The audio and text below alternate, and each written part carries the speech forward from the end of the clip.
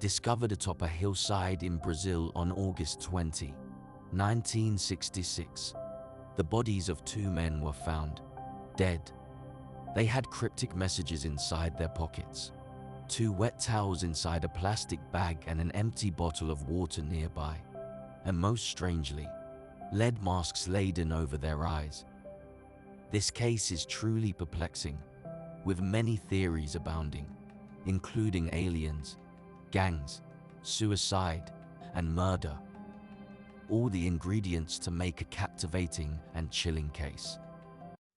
On this episode of Sofa, Mocha, and Mystery, we're delving into the vibrant and contrasting worlds of Rio de Janeiro and Campos dos Goytacazes in 1960s Brazil. Rio, celebrated for its stunning natural beauty, is where the lush Tijuca forest meets the vast Atlantic Ocean. Famous beaches like Copacabana and Ipanema are renowned for their golden sands, epitomizing the city's lively spirit. The cultural landscape of Rio is adorned with iconic landmarks. The Christ the Redeemer statue, one of the new 7 wonders of the world, stands majestically atop Corcovado Mountain, symbolizing peace and Brazilian Christianity. Nearby, Sugarloaf Mountain offers captivating panoramic views of the bay, accessible by a scenic cable car journey that is a favorite among both tourists and locals. Journeying north, Campos dos Goytacazes in the state of Rio de Janeiro unveils its rich agricultural heritage, particularly noted for sugarcane cultivation. Historically, Campos was a crucial center for sugar production during Brazil's colonial era, and today is known for its substantial oil fields, significantly contributing to Brazil's energy industry. Its architecture, featuring colonial-era buildings and churches, reflects historical prosperity, while vibrant local festivals like the Festa do Santíssimo Salvador showcase a blend of religious and cultural traditions. The 1960s in Rio were a time of cultural revolution, echoing with the birth of bossa nova music and the rhythmic samba beats, set against the backdrop of a new military dictatorship starting in 1964. This contrast of artistic vibrancy and political tension defines the era. Amid this dynamic setting unfolds the enigmatic story in Niterói, just across the Guanabara Bay from Rio. The mysterious lead masks case, involving the discovery of Manil Pereira da Cruz and Miguel José Viana on Vintém Hill, adds a layer of intrigue and mystery. Set against Rio's spirited vibe and Campos' quieter atmosphere, this perplexing incident presents a compelling tale of contrasts and unanswered questions, weaving a narrative filled with the cultural richness and historical depth of these Brazilian locales. Manil Pereira da Cruz and Miguel José Viana, central to the enigmatic lead masks case of the 1960s, hailed from Campos dos Goytacazes. They were skilled electronic technicians, a profession of crucial importance and high respect in an era of rapid technological advancement. Their expertise in this specialized field added a significant dimension to this strange story. At the ages of 32 and 34, respectively, da Cruz and Viana were in the prime of their lives, both married and living happily within their family structures. They possessed valuable and sought-after skills in electronic systems. This aspect of their lives becomes particularly poignant when considering the mysterious circumstances of their deaths, which have sparked widespread speculation about possible involvement in electronic experimentation or advanced communication technologies.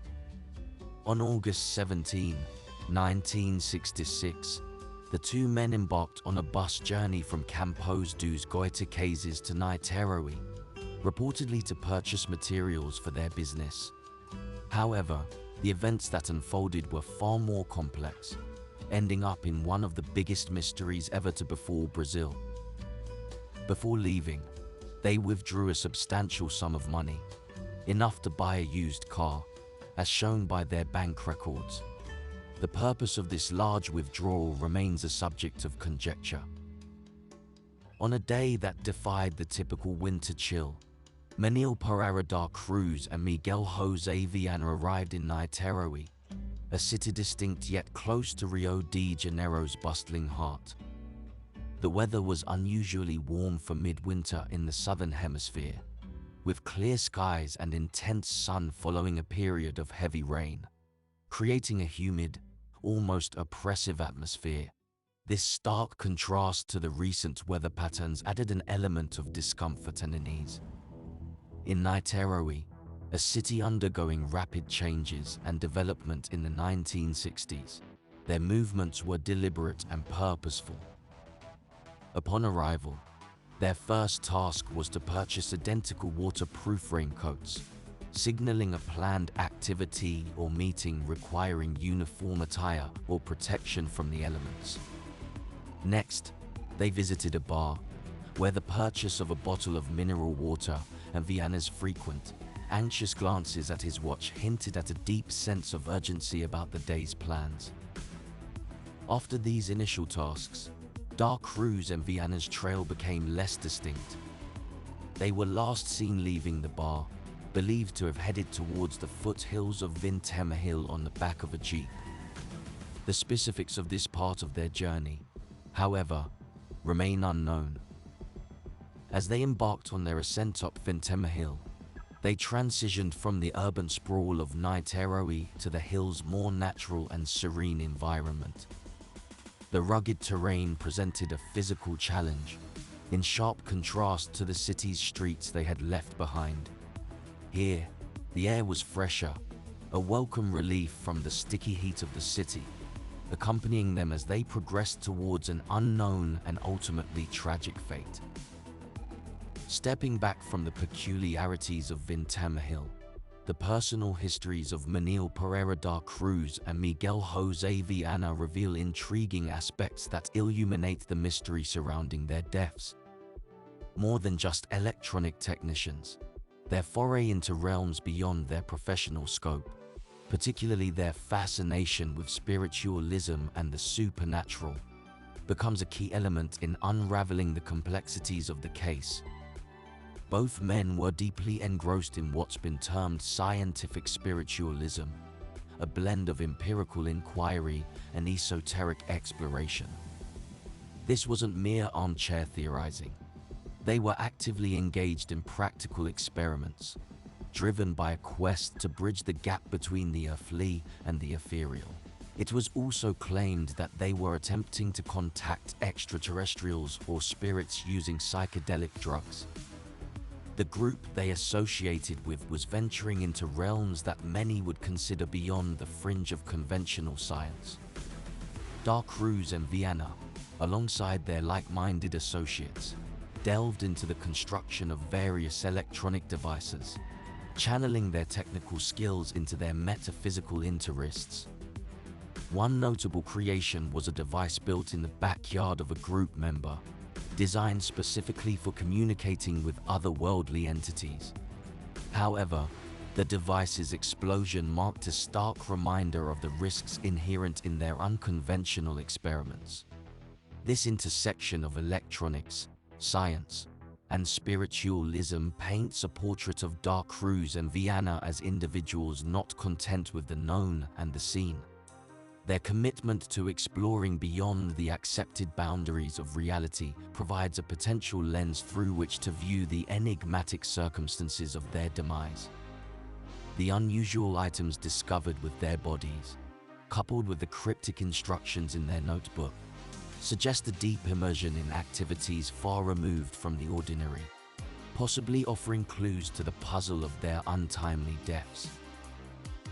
On August 20, 1966, a young boy flying his kite on Vintema Hill in Niterói experienced a chilling discovery that would forever mark the pages of Brazilian mystery.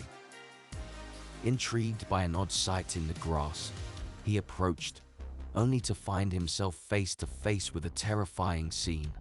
the decomposing bodies of Manuel Pereira da Cruz and Miguel Jose Viana.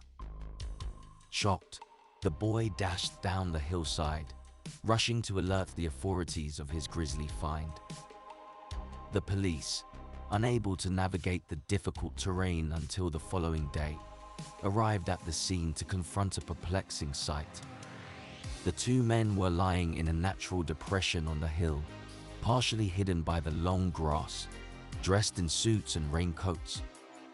However, the most bizarre and mystifying element of the scene was the lead masks the men wore over their eyes, crudely cut from sheet metal and serving no clear practical purpose.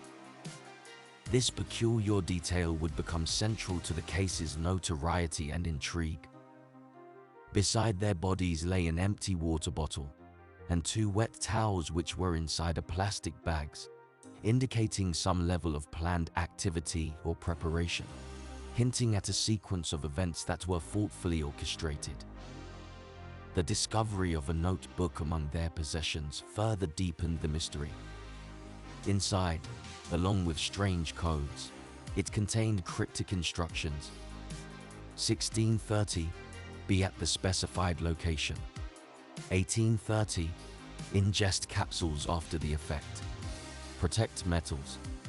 Await signal. Mask. These instructions prompted numerous questions. What was the nature of this specified location, and why was it significant? The capsules mentioned in the notebook, and the anticipated effects following their ingestion, added layers of complexity. The phrase "protect metals" following the ingestion of the capsules remained particularly enigmatic, as did the instruction to await signal. Mask. How were these actions connected to the lead masks they wore? Adding an even stranger twist to the case, reports from at least two reputable newspapers at the time indicated sightings of a bright orange, saucer-shaped UFO over Vintem Hill on the same evening. These reports lent a potential supernatural or extraterrestrial dimension to the unfolding events.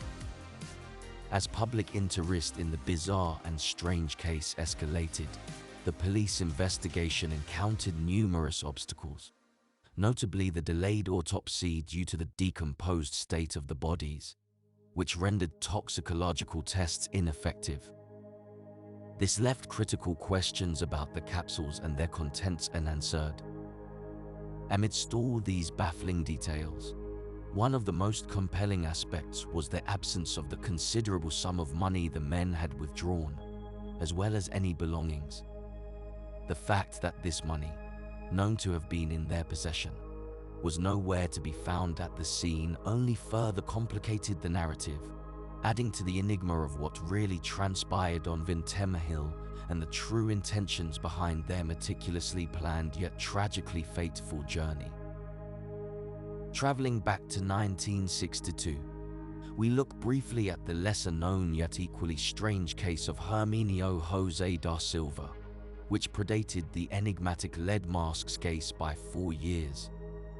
Like Manuel Pereira da Cruz and Miguel Jose Viana, Da Silva was an electronics technician. Da Silva's body was discovered in a scene that bore a haunting resemblance to the later case on Vintem Hill.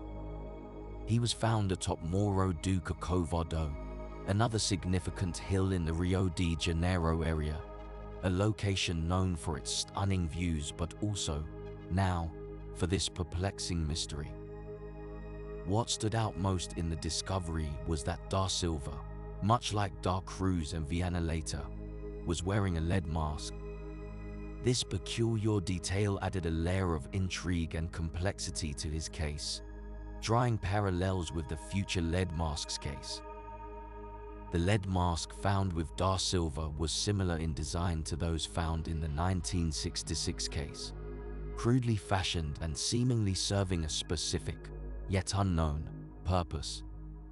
It raised immediate questions about the intention behind its use. Was it for protection from something, or part of a ritual or experiment? The mask's purpose, like so much else about Da Silva's death, remains shrouded in mystery. Moreover, the circumstances of Da Silva's death were as baffling as the location and manner in which he was found. As with Manuel Pereira da Cruz and Miguel Jose Viana Ware, there were no clear signs of violence or struggle, and the cause of death was not immediately apparent. The absence of any personal belongings or clues as to why he was there with such an unusual item only left investigators with further questions. The discovery of Herminio Jose da Silva's body, with its striking similarities to the later incident involving Da Cruz and Viana, suggested a possible pattern or connection, igniting speculation and theories that continue to this day. Da Silva's story, though less known, remains a crucial chapter in the narrative of these mystifying incidents, representing a key piece in the puzzle of Brazil's most baffling unsolved mysteries. In the complex saga of the lead masks case, the lives of Manuel Pereira da Cruz and Miguel Jose Viana intersect with the mysterious death of Herminio Jose da Silva, creating a web of intrigue and unanswered questions. Skeptics of the more outlandish theories about extraterrestrial involvement lean towards a more grounded explanation for the deaths of Da Cruz and Viana, suggesting the possibility of foul play.